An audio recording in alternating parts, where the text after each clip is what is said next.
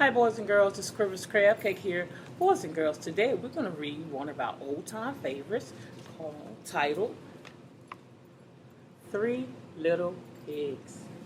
And boys and girls, this is a level 1 reading book, and the pictures were drawn by Katie Saunders. Three Little Pigs. One day, three little pigs packed their bags. They waved goodbye to their mother.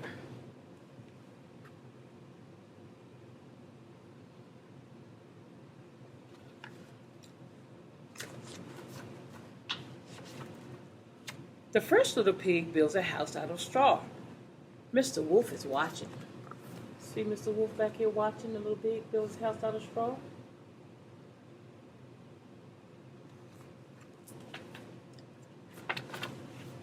The second little pig builds a house out of wood. Mr. Wolf is watching him. You see Mr. Wolf, boys and girls? He's way back here. He's still watching.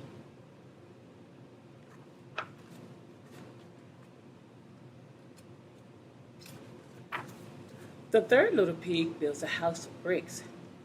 Mr. Wolf is watching him.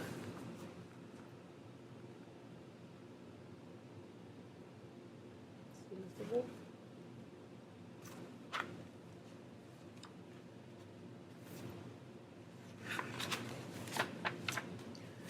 I'm hungry, says Mr. Wolf.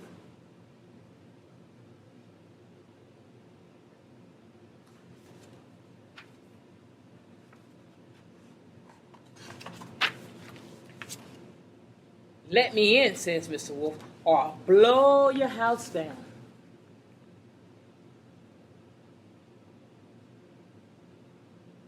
Look what happened, boys and girls. That house was made of straw. Wasn't very strong, was it? Let me in, says Mr. Wolf, or I'll blow your house down. House made of wood, boys and girls? That wasn't very strong either, was it?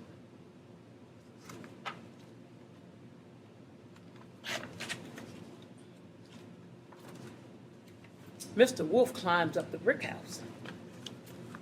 See the brick house, boys and girls? Mr. Wolf's on top.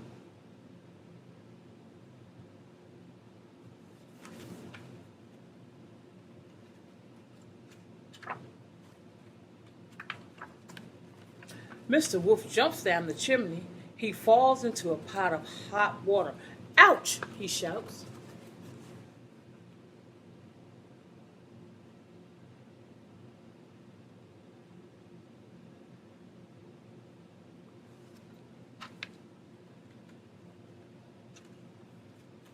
Mr. Wolf runs away. The three little pigs live happily ever after in the house of bricks.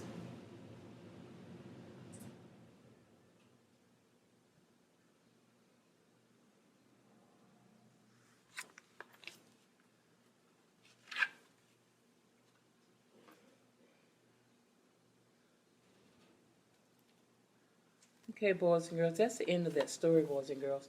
Boys and girls, remember the last time that we met, I told you that February is Black History Month, and each day after I read a story, I would talk about a famous African American, whether they passed on or whether they're still here. So today, boys and girls, I have a book that was written by Vashti Harrison. I'm going to tell you a little bit about her, and then we're going to learn about one of her famous African Americans. This is Vashti Harrison, boys and girls. Can you see her? Let me read you a little bit about her.